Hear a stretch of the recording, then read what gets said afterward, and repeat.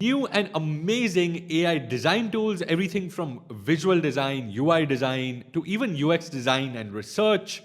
All different kinds of tools you probably have never heard of. Let's check out these tools. The first one's called Loki Build. And this is like none of the AI design tools you've seen before, with all the essential tools like editing designs, layers, and much more. So it kind of feels like a combination between Figma and Webflow or Framer. It allows you to quickly generate a design guideline for the tool to follow for your entire project.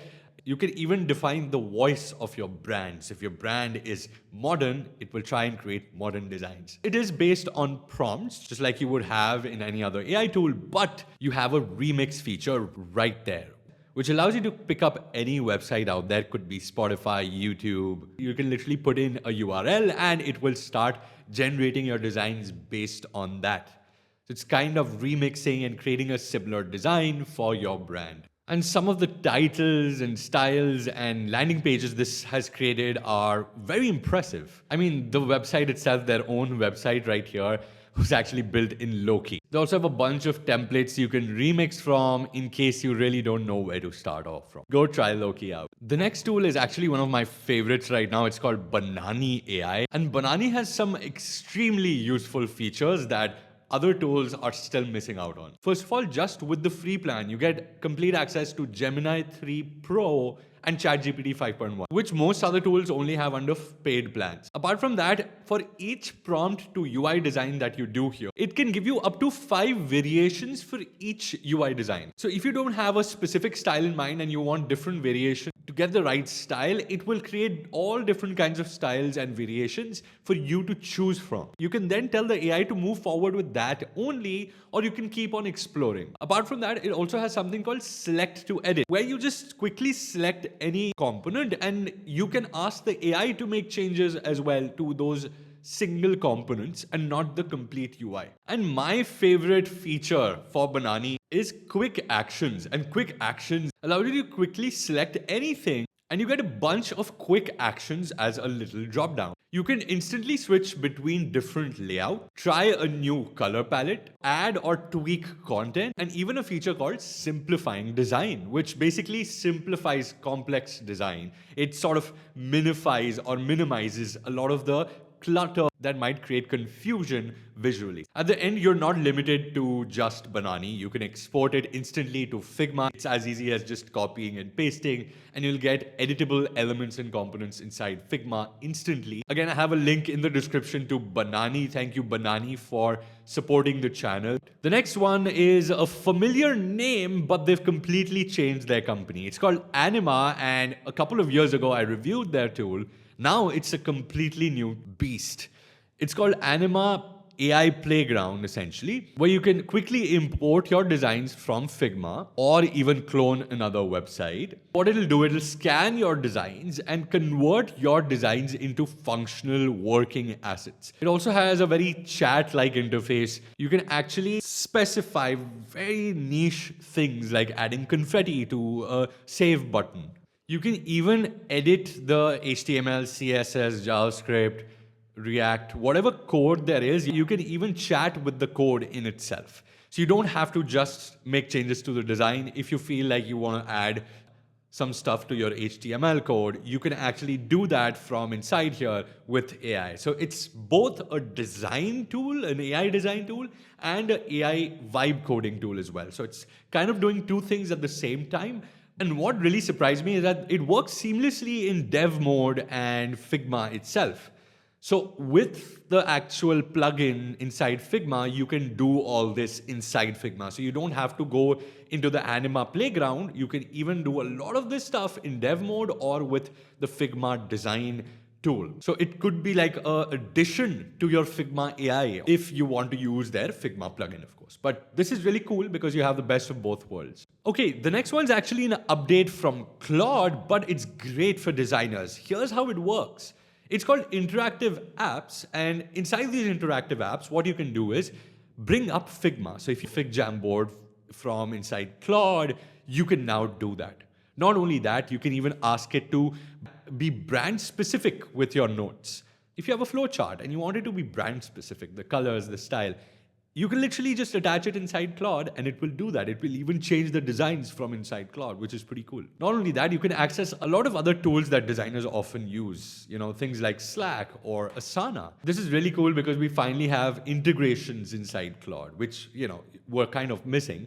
Okay, sometimes you just want to convert your 2D designs into 3D. And this AI is able to do that. It's called Flame. And it's a Figma plugin. Again, Figma plugins, I love them. And it can generate different variations for 3D icons as well. So if you have a 3D icon already in place, you want a couple of more variations, maybe different colors, different styles, you can ask it to regenerate so that you can have multiple variations for one 3D icon as well. And they have a tone and consistency match. So once you choose the style, it will try and stick to that style. So if you want to generate a lock and a key, both should look similar or from the same icon pack. So this will help you do that. Again, they have a bunch of pre-made icons as well to choose from, but finally something inside Figma where you don't have to go and search for a billion different icon packs or illustration packs. It does all the work for you inside there. The next tool is being used by the industry a lot. Industry professionals are coming forward and calling it one of the few tools they use.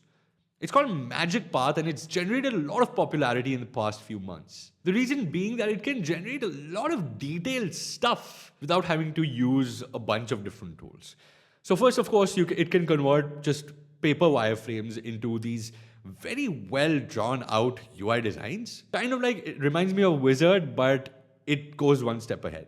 It has a feature called directions. And essentially, if you have another direction in mind, using different layouts or colors, or I am feeling lucky to get random results, you can do that. So it works a lot on building variants for different assets, for different components, or even entire pages. And you have a lot of powerful editing tools inside this. So for those people who are skipping Figma or who want to skip designing in Figma and want one AI tool to design with all these powerful features, you can find this as well. It's called Edit. It's simply named Edit. You can either edit with AI or do it manually. A lot of this actually has, they have flex, they have grids and whatnot.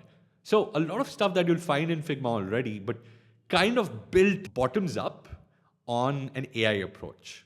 And when you're chatting with the AI or you're referencing or you want to change something, you can even reference to your design system. By putting the @ sign, you can literally refer to a certain component in your library or design system, or basically a token, and you can refer to tokens. You can bring new tokens in right from this AI chat. That's pretty cool. It feels as if you're chatting with a designer, you're instructing a designer to do this, but it's actually a tool. And what it does claim, which again, developers will have to test this out for me, is it can export clean code. It says this. I mean, you can export it in Cursor and things like that and then clean it up. But for a tool to say they can export clean code in today's time, not only is it controversial, it might or might not be true. So, I mean, you guys be the judge of this feature. But apart from that, everything works exceptionally well. And a lot of industry professionals are getting onto this. This is having the same momentum that Figma initially had. Like Adobe XD initially had.